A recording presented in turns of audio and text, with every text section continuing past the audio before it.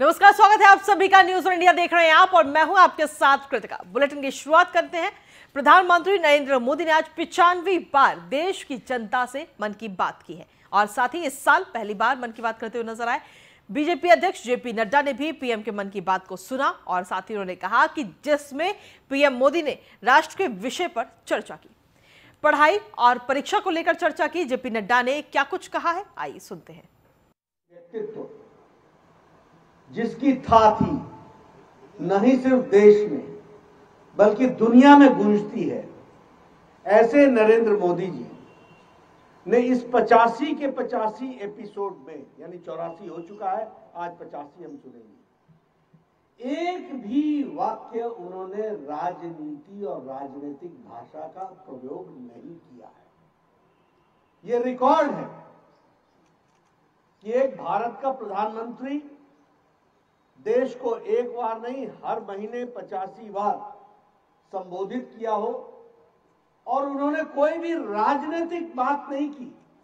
यानी और इसी बीच चलिए सीधे रुक करते हैं इस वक्त फिरोजाबाद का, जहां पर शिकोहाबाद में इस वक्त डोर टू डोर चुनाव प्रचार करते हुए नजर आ रहे हैं भारतीय जनता पार्टी के राष्ट्रीय अध्यक्ष जेपी नड्डा। और ये सीधी तस्वीरें इस वक्त आपको दिखा रहे हैं, जहां पर जो भारतीय जनता पार्टी के जो पैम्पलेट्स हैं उनको भी लोगों को सौंपते हुए नजर आ रहे हैं और डोर टू डोर चुनाव प्रचार इस वक्त किया जा रहा है। आपको बता दें कि इस वक्त भारतीय जनता पार्टी के राष्ट्रीय अध्यक्ष दिग्गज नेता इस वक्त फिरोजाबाद के सिकोहाबाद में मौजूद है और यहाँ पर ये तस्वीरें भी आप देख रहे हैं और तस्वीरों को देख करके अंदाजा लगा सकते हैं कि किस तरीके से डोर टू डोर कार्यक्रम वहाँ पर लगातार चलाया जा रहा है। दरअसल भारतीय जनता पार्टी कहीं से भी कोई कोर कसर नहीं छोड़ना चाहती। अभी फिलहाल रैलियों पर और जनसभाओं पर पाबंदी है, हालांकि 500 लोगों तक की जनसभा की जा सकती है। तो ऐसे में सिर्फ एक आखिरी ऑप्शन है डोर टू डोर प्रचार करना और ऐसे में उत्तर प्रदेश के अंदर भारतीय जनता पार्टी के कई दिग्गज इस वक्त जमीनी स्तर पर उतरे हुए हैं और डोर टू डोर चुनाव प्रचार करते हुए नजर आ रहे हैं। फिलहाल ये सीधी तस्वीरें आपको दिखा रहे हैं फिरोजाबाद के सिकोहाबाद की, जहां पर राष्ट्रीय अध्यक्ष जेपी नड्डा लगातार चुनाव प्रचार कर रहे हैं। आपको बता दें कि उत्तर प्रदेश के अंदर पहले चरण का मतदान 10 फरवरी को होगा। तो ऐसे में बीजेपी के जितने भी दिग्गज नेता हैं, बड़े चेहरे हैं, वो इस वक्त उत्तर प्रदेश के अंदर पूरी ताकत के साथ जुटे हुए हैं। पूरी ताकत बीजेपी ने झोंक दी है इस वक्त उत्तर प्रदेश और उत्तराखंड के अंदर। कहीं से भी कोर और कसर भारतीय जनता पार्टी इस बार नहीं छोड़ना चाहती है और कोशिश ये की जा रही है कि एक बार फिर से सत्ता में आया जाए, यानी कि जो सरकार बनी उसको दोहराने की कोशिश भारतीय जनता पार्टी करना चाहती है, उत्तर प्रदेश और उत्तराखंड दोनों ही राज्यों में खास तौर पर। और इसीलिए बीजेपी के कई दिग्गज नेता इस वक्त जमीनी स्तर पर उतरे हुए हैं। फिरोजाबाद के सिकोहाबाद के नेहा गेस्ट हाउस में आयोजित कार्यक्रम में बीजेपी के राष्ट्रीय अध्यक्ष जेपी नड्डा ने प्रधानमंत्री के मन की बात कार्यक्रम में हिस्सा लिया। उन्होंने मंच से एलईडी पर चल रहे प्रधानमंत्री के मन की बात कार्यक्रम को देखा और इस दौरान तमाम कार्यकर्ता और प्रबुद्ध वर्ग के बीजेपी पदाधिकारी भी वहां पर मौजूद रहे। राष्ट्रीय अध्यक्ष कार द्वारा आगरा से सिकोहाबाद के नेहा गेस्ट हाउस में पहुंचे थे। वहीं केंद्रीय मंत्री और यूपी के सह प्रभारी अर्जुन मेघवाल भी राष्ट्रीय अध्यक्ष के साथ कार्यक्रम में पहुंचे। तो ये दो तस्वीरें आपको दिखा रहे हैं।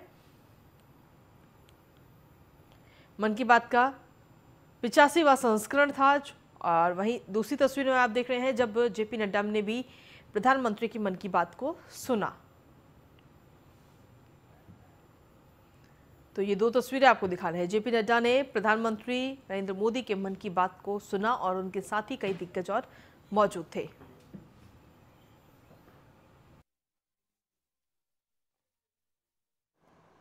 जिसकी था थी नहीं सिर्फ देश में बल्कि दुनिया में गूंजती है, ऐसे नरेंद्र मोदी जी ने इस 85 के 85 एपिसोड में, यानी 84 हो चुका है, आज 85 हम सुनेंगे, एक भी वाक्य उन्होंने राजनीति और राजनीतिक भाषा का प्रयोग नहीं किया है। यह रिकॉर्ड है कि एक भारत का प्रधानमंत्री देश को एक बार नहीं, हर महीने 85 बार संबोधित किया हो और उन्होंने कोई भी राजनीतिक बात नहीं की, यानी इस मन की बात का उपयोग अपनी राजनीतिक विषय को रखने का उपयोग नहीं किया है। आपको आश्चर्य होगा, उन्होंने सभी महान नेताओं को, चाहे वो जन्मतिथि हो चाहे पुण्यतिथि हो, उनको याद किया है, उनके कंट्रीब्यूशन को याद किया है। उन्होंने जिन विषयों के बारे में चर्चा की है वो राष्ट्र से जुड़े विषय हैं जिनके बारे में उन्होंने चर्चा की। उन्होंने सांस्कृतिक विषयों के बारे में चर्चा की। उन्होंने कभी मणिपुर का उदाहरण देकर के बताया है कि मणिपुर में एक आदिवासी ने किस तरीके से देश और समाज के लिए अपने आप को समर्पित किया, उसकी चर्चा की। उन्होंने कर्नाटक में किसी महिला ने अपने जीवन को एनवायरमेंट के लिए, पर्यावरण के लिए लगा दिया, उसकी चर्चा की। उन्होंने किसी गरीब व्यक्ति ने अनाथ बच्चों के लिए अपना जीवन सर्वस्व किया, उसकी चर्चा की।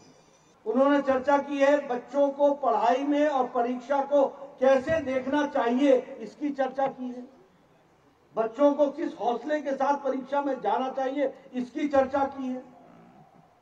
उन्होंने इस बात की चर्चा की है कि बदलते मौसम में बच्चों को किस तरीके से और माँ बाप को किस तरीके से बच्चों को स्वास्थ्य के दृष्टि से चिंता करनी चाहिए, इसकी भी उन्होंने चर्चा की है।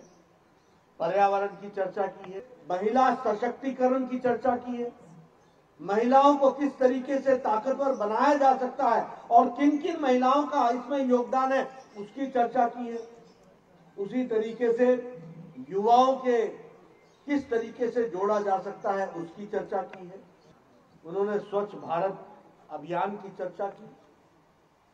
स्वच्छ भारत अभियान में महिला सशक्तिकरण की चर्चा की है।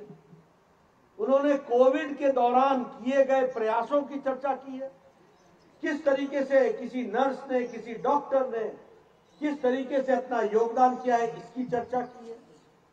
उन्होंने कोविड के दौरान ऑक्सीजन ले जाने वाले बिना भोजन किए हुए, बिना रुके हुए, बिना नींद लिए हुए, जो उस ऑक्सीजन के चलाने वाला वाहक था, ड्राइवर था, उसके साथ डायरेक्ट संवाद करके मन की बात में उन्होंने बताने का प्रयास किया कि देश कैसे खड़ा हो।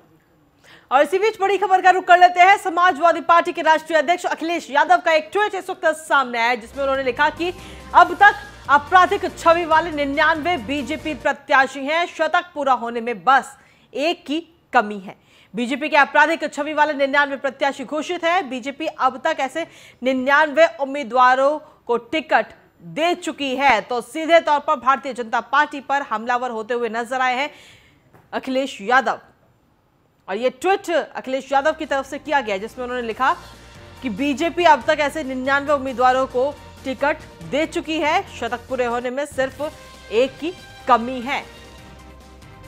बीजेपी के आपराधिक छवि वाले 99 प्रत्याशी घोषित हो चुके हैं, शतक पूरा होने में बस एक की ही कमी रह गई है। तो ये ट्वीट इस वक्त सामने आया है अखिलेश यादव की तरफ से, समाजवादी पार्टी प्रमुख अखिलेश यादव, जिन्होंने आज ये ट्वीट करके और सीधे तौर पर भारतीय जनता पार्टी पर हमलावर होते हुए नजर आए हैं। हालांकि इस ट्वीट के सामने आने के बाद में भी ट्वीट का सिलसिला कहीं ना कहीं शुरू हो गया और भारतीय जनता पार्टी की तरफ से भी पलटवार किया गया।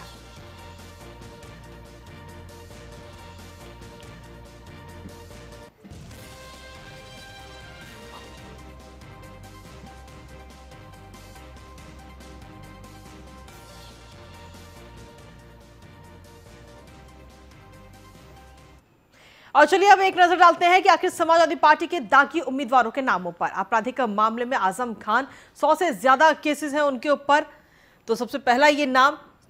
और इसके अलावा नाहिद हसन, जिन पर 17 केस दर्ज हैं, समाजवादी पार्टी के नेता। इसके अलावा रफीक अंसारी, जिन पर 1 केस दर्ज है। तो ऐसे में समाजवादी पार्टी के जो दागी उम्मीदवार हैं वो कौन कौन है, वो आपको दिखा रहे हैं। असलम चौधरी, जिनके ऊपर 10 केस दर्ज हैं। और उसके बाद में नाम आता है अतुल प्रधान का, जिनके ऊपर कुल 37 केस दर्ज हैं, यानी कि समाजवादी पार्टी के जो नेता जिन पर केसेस दर्ज हैं। अमरपाल शर्मा, जिनके ऊपर 8 केस दर्ज हैं। शाज इसहाक, जिनके ऊपर 3 केसेस दर्ज हैं। आजम खान, जिन पर 100 से ज्यादा केसेस दर्ज है। तो ये वो दागी उम्मीदवार है समाजवादी पार्टी के जिनको सपा ने टिकट दिया है, लेकिन हमलावर भारतीय जनता पार्टी पर होते हुए नजर आए हैं अखिलेश यादव। इसी के साथ खबरों में आगे बढ़ते हैं। चुनाव के बीच गरमाया हिंदू और हिंदुत्ववादी का मुद्दा। इस वक्त की बड़ी जानकारी आपको दे रहे हैं। राहुल गांधी के हिंदुत्ववादी वाले ट्वीट पर अब कहीं ना कहीं सियासत काफी तेज होती नजर आ रही है। हिंदू और हिंदुत्ववादी पर लगातार बयान देते रहे हैं राहुल गांधी। राहुल का एक ट्वीट, एक हिंदुत्ववादी ने गांधी जी को गोली मारी थी और इस ट्वीट के बाद एक बार फिर से राहुल गांधी हिंदुत्ववादियों के निशाने पर है। राहुल गांधी ने ट्वीट किया था कि एक हिंदुत्ववादी ने गांधी जी को गोली मारी थी। सब हिंदुत्ववादियों को लगता है कि गांधी जी नहीं रहे, जहां सत्य है वहां आज भी बापू जिंदा है। तो राहुल गांधी के इस ट्वीट पर अब कहीं ना कहीं सियासत लगातार गर्माती नजर आ रही है। चुनावों का समय इस वक्त चल रहा है। 10 फरवरी को पहले चरण का मतदान उत्तर प्रदेश के अंदर होना है, लेकिन उससे पहले ये सियासत कहीं ना कहीं गर्माती नजर आ रही है हिंदू और हिंदुत्ववादी के मुद्दे पर। नाम में गांधी लिख लेने से कोई गांधी नहीं हो जाता है। गांधी बनने के लिए वो त्याग चाहिए होता है, वो तपस्या चाहिए होती, वो सत्य की शक्ति चाहिए होती है। भारतीय जनता पार्टी की केंद्र में सरकार बनने के बाद से महात्मा गांधी के आदर्शों पर नरेंद्र मोदी जी की सरकार चली है। उनके स्वच्छता के आग्रह को अगर इस देश में किसी सरकार ने अपनाया है तो वो नरेंद्र मोदी जी की सरकार है। आज हमने उनकी लाठी और उनके चश्मे को अपने स्वच्छता अभियान का हिस्सा बनाया है। आज पूरे देश भर में हमने शौचालय बना करके गरीबों के कल्याण के लिए और उनकी जो ग्राम स्वराज की कल्पना थी उसको हम आगे लेकर के चले हैं। लेकिन कुछ लोगों ने अपने नाम में केवल गांधी लगा करके अपने आप को गांधी का वारिस बताने की कोशिश की है, लेकिन इन फर्जी गांधियों से महात्मा गांधी की विचारधारा का कोई लेना देना नहीं। नाम में और इसी बीच इस वक्त की बड़ी जानकारी की ओर रुख कर लेते हैं। 31 जनवरी को नामांकन करेंगे अखिलेश यादव। इस वक्त की बड़ी जानकारी आपको दे रहे हैं। सपा अध्यक्ष अखिलेश यादव कल यानी कि 31 जनवरी को नामांकन करते हुए नजर आएंगे। मैनपुरी की करहल विधानसभा सीट से नामांकन करेंगे अखिलेश यादव और पहली बार विधानसभा चुनाव लड़ते हुए अखिलेश यादव नजर आने वाले हैं। इस वक्त की बड़ी जानकारी आपको दे रहे हैं। अखिलेश के नामांकन में कई बड़े नेता भी कल हमें शामिल होते हुए नजर आएंगे। तो पहली बार विधानसभा का चुनाव लड़ने जा रहे हैं पूर्व मुख्यमंत्री अखिलेश यादव और साथ ही समाजवादी पार्टी के प्रमुख। 31 जनवरी को नामांकन करते हुए अखिलेश यादव नजर आएंगे, यानी कि कल का वो दिन जब वो अपने साथियों के साथ नामांकन करेंगे और उनके साथ में कई बड़े नेता भी शामिल होते हुए कहीं ना कहीं हमें देखने को मिलेंगे। तो मैनपुरी की करहल विधानसभा सीट से नामांकन करेंगे अखिलेश यादव।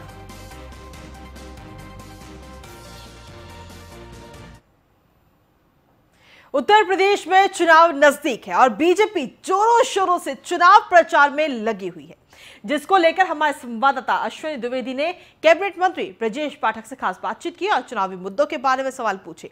साथ ही राहुल गांधी के हिंदुत्व वाले ट्वीट पर बातचीत की और इस दौरान उन्होंने क्या कुछ कहा, आइए सुनते हैं। उत्तर प्रदेश की राजनीति में आज दो महत्वपूर्ण ट्वीट हुए, जिसमें एक अखिलेश यादव ने किया, एक राहुल गांधी ने किया। हमारे साथ बात करने के लिए उत्तर प्रदेश कैबिनेट मंत्री ब्रजेश पाठक जी हैं। सर, अखिलेश यादव ने एक ट्वीट किया जिसमें कहा है कि 99 जो अपराधियों को टिकट भाजपा दे चुकी है। सर, भारतीय जनता पार्टी ऐसे लोगों के खिलाफ है जो अपराधियों को टिकट देते हैं। भारतीय जनता पार्टी ने शुचिता के आधार पर जो सामाजिक कार्यकर्ता हैं उनको टिकट दिए हैं और आप देखते होंगे जहाँ तक अपराधियों को टिकट देने का सवाल है, ऐसे बिल्कुल भी अपराधियों के हमारी पार्टी के खिलाफ है जो ऑर्गेनाइज क्राइम करते हैं, संगठित माफिया गिरोह हैं या प्रदेश के अमन चैन को बिगाड़ना चाहते हैं। हमारी पार्टी ने उन सामाजिक कार्यकर्ताओं को टिकट दिए हैं जिन पर सामाजिक आंदोलनों के दौरान मुकदमे दर्ज हुए हैं और उनको अपराधी कहना बिल्कुल उचित नहीं होगा। निश्चित तौर पर एक राहुल गांधी ने ट्वीट किया कि हिंदुत्ववादी नेता लोगों ने गांधी जी को गोली मारी थी। दरअसल ये कहना बहुत ही दुखद है। राहुल गांधी जी पूरी तरह से डिरेल्ड हो चुके हैं और राहुल गांधी जी अच्छी तरह जानते हैं कि उत्तर प्रदेश को सिर्फ भारतीय जनता पार्टी ही बचा सकती है और वो अच्छी तरह जानते हैं, इसलिए वो उत्तर प्रदेश से किनारा किए हुए हैं। उनका कहीं अता पता उत्तर प्रदेश में नहीं है। निश्चित तौर पर ब्रजेश पाठक जी ने साफ तौर पर कहना है कि जो भी हमारी पार्टी में टिकट दिए गए हैं वो कहीं ना कहीं राजनीतिक लोगों पर थे, उनको टिकट दिया गया। निश्चित तौर पर अखिलेश यादव और राहुल गांधी दोनों लोगों पर उन्होंने निशाना साधा। लखनऊ से न्यूज़ ब्यूरो अश्विनी कुमार सहयोगी अमित साहनी के साथ। और वहीं अखिलेश यादव के ट्वीट पर मंत्री मोहसिन रजा का बयान इस वक्त सामने आ गया है। न्यूज़ 1 इंडिया पर एक्सक्लूसिव बातचीत में मोहसिन रजा ने कहा कि समाजवादी पार्टी आज भी अपराधियों को टिकट दे रही है। कोई जेल में है, कोई बेल पर है, उसे टिकट दिया जा रहा है। अखिलेश यादव की पूरी सियासत अपराधियों पर आधारित है। अखिलेश यादव अपराधियों को लेकर सत्ता में आना चाहते हैं। तो ये तमाम बातें कह करके न्यूज़ वन इंडिया के जरिए हमलावर होते हुए नजर आए हैं मोहसिन रजा। उन्होंने कहा कि अखिलेश यादव की पूरी सियासत अपराधियों पर आधारित है। दरअसल आपको बता दें कि इससे पहले अखिलेश यादव ने ट्वीट किया था और ट्वीट के जरिए बीजेपी पर करारा हमलावर होते हुए वो नजर आए। उन्होंने कहा कि 99 अपराधियों को टिकट बीजेपी दे चुकी है, जिसके बाद में अब ये पलटवार का दौर शुरू हो चुका है। सियासत गहराती जा रही है। विधानसभा चुनाव के जैसे नजदीक आ रहा है वैसे वैसे ट्वीट खेला जा रहा है। निश्चित तौर पर इस समय उत्तर प्रदेश सरकार में मोहसिन रजा जी हैं, मंत्री हैं, वो साथ हैं। सर, अखिलेश यादव ने अभी ट्वीट किया है कि उत्तर प्रदेश जो भाजपा है उसने 99 अपराधियों को टिकट दिया। पता नहीं, हमारी समझ में नहीं आता है कि अखिलेश जी में मैच्योरिटी कब आएगी। इतनी एमर्जेंसी के उनके ट्वीट आते हैं कि जिसके प्रत्याशी खुद समाजवादी पार्टी के प्रत्याशी जेल से बैठकर चुनाव लड़ रहे हों, अपराधी जिनको जेल में बैठे हुए अपराधियों को समाजवादी पार्टी ने टिकट दिया, बेल पर आए हुए अपराधियों को टिकट दिया है, जो ऐसे भी लोगों को टिकट दिया जिनको टिकट देते ही पुलिस ने पकड़ के जेल भेज दिया, वांटेड थे वो। तो अब आप बताइए, जिसके पास अपराधियों की बड़ी लंबी फहरिस्त हो वो आरोप लगाएं, तो ये माना जा रहा है कि ये वो हार को स्वीकार कर रहे हैं। अब उनके पास कुछ बचा नहीं है और पूरे चुनाव से पहले और अभी तक वो ट्विटर पे ही काम चला रहे हैं, जनता के बीच में तो वो है ही नहीं। सर, इससे पहले देखा गया कि जब कुलदीप सेंगर को भाजपा की वाइफ को भाजपा ने टिकट दिया था जिला पंचायत का, उस दौरान समाजवादी पार्टी के नेताओं ने बड़ा हल्ला किया था, लेकिन गायत्री प्रजापति की वाइफ को टिकट दिया, लेकिन उसको कैसे देखते हैं? देखिए, मैंने कहा कि अपराधियों को महिमा मंडित करने की प्रवृत्ति समाजवादी पार्टी की रही है। समाजवादी पार्टी ने हमेशा से अपराधियों को ही अपने साथ लेकर सरकारें बनाई हैं, तो वो उनका चरित्र है समाजवादी पार्टी का, तो इससे इनकार वो नहीं कर सकते। और आज भी वो अपराधियों को ही लेकर सरकार बनाने की जुगत में है, जो कि उत्तर प्रदेश की जनता उन्हें स्वीकार करने वाली नहीं है। आदरणीय योगी जी के नेतृत्व में 300 प्लस सीटों से भारतीय जनता पार्टी उत्तर प्रदेश में परचम लहराएगी। निश्चित तौर पर हमारे साथ मोहसिन रजा जी थे, जो उत्तर प्रदेश सरकार में मंत्री हैं। साफ तौर पर कहना है कि अपराधियों की पार्टी खुद समाजवादी पार्टी है, उनके जो नेता हैं उनको जब टिकट मिलता है उसके बाद उनकी गिरफ्तारी हो जाती है, ऐसे में वो सवाल कैसे उठा सकते हैं। लखनऊ से न्यूज़ इंडिया के लिए अश्विनी कुमार, सहयोगी अमित साहनी के साथ। इसी के साथ खबरों में आगे बढ़ते हैं। बुलंदशहर की स्याना विधानसभा से बीएसपी प्रत्याशी पंडित सुनील द्वारा ने नामांकन के समय अपना आपराधिक रिकॉर्ड चुनाव आयोग की गाइडलाइन के अनुसार मीडिया के सामने रखा। पंडित सुनील पर अलग अलग धाराओं में कई मुकदमे दर्ज हैं। ग्रेटर नोएडा के इकोटेक थाने में आईपीसी की धारा 120, 420 बी के तहत आबकारी विभाग ने मुकदमा दर्ज कराया हुआ है। आबकारी विभाग ने आईपीसी की धारा 420 के तहत मुकदमा दर्ज कराया हुआ है और इसके अलावा बुलंदशहर के कोतवाली देहात में भी कई धाराओं में मुकदमा दर्ज है। मैं पंडित सुनील भारद्वाज विधानसभा 66 साना से बोल रहा हूं। मेरे पास अभी तक 2 मुकदमे दर्ज हैं। एक मुकदमा गाजियाबाद में 2003 का है और एक मुकदमा गौतम बुद्ध नगर में है। दोनों ही मुकदमे में कोई कंप्लेनर नहीं है, किसी ने कोई कंप्लेन नहीं की है। एक बार पुलिस ने अपनी तरफ से एक मुकदमा बना दिया और दूसरी बार एक्साइज ने एक मुकदमा अपनी तरफ से बना दिया है, जिसकी अभी तक जो अभी तक विचाराधीन है, जो अभी तक क्लियर नहीं हुआ है। जैसे ही क्लियर होगा हम सजा भुगतने के लिए तैयार। अगर मैं गलत हूं तो हमको सजा दी जाए या जुर्माना दिया जाए, सबके लिए हम तैयार हैं। मैं और खबरों में आगे बढ़ते हुए बात करते हैं अब सहारनपुर की, जहां से इस वक्त की बड़ी जानकारी मिल रही है। सहारनपुर से जांच के बाद 16 नामांकन रद्द किए गए हैं। इस वक्त की बड़ी जानकारी आपको दे रहे हैं। देवबंद से सपा ने कार्तिकेय राणा को अपना सिंबल दिया था और देवबंद से सपा प्रत्याशी माविया अली का नामांकन रद्द किया गया है। सहारनपुर की 7 सीटों पर भी आपको बता दें प्रत्याशी हैं, तो बड़ी जानकारी इस वक्त आपको दे रहे हैं।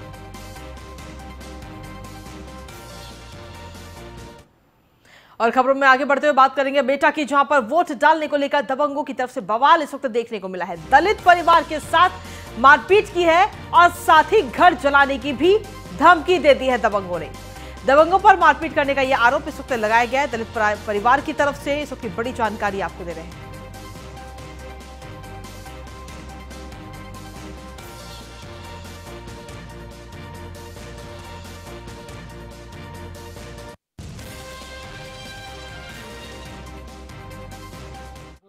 अच्छा ठाकुर थे वो? हाँ राठौर ठाकुर है। हाँ हाँ। तो घर गए कहा गई जा कहीं कहाँ गए नेता, कहा गई सपा को नेता है, कहाँ गई कहाँ गए नेता है। तो हमारी बेटी ने और हमारी बीवी ने कही कह बे का कुटी कराने गई है, वोट फूल में डार साइकिल में वोट डारो तो तेरे कहा गई या तो लौड़िया महरी उठा ले जाए।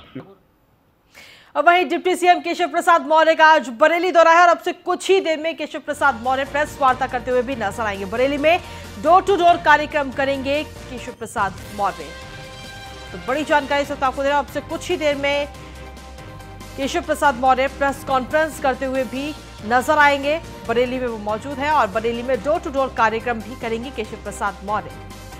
उत्तर प्रदेश के उप मुख्यमंत्री केशव प्रसाद मौर्य का आज बरेली दौरा है और बरेली में प्रेस कॉन्फ्रेंस करते हुए नजर आएंगे। अब से कुछ ही देर में ये प्रेस कॉन्फ्रेंस शुरू होने वाली है और इस प्रेस कॉन्फ्रेंस के बाद में बरेली के अंदर डोर टू डोर प्रचार अभियान भी करते हुए नजर आएंगे।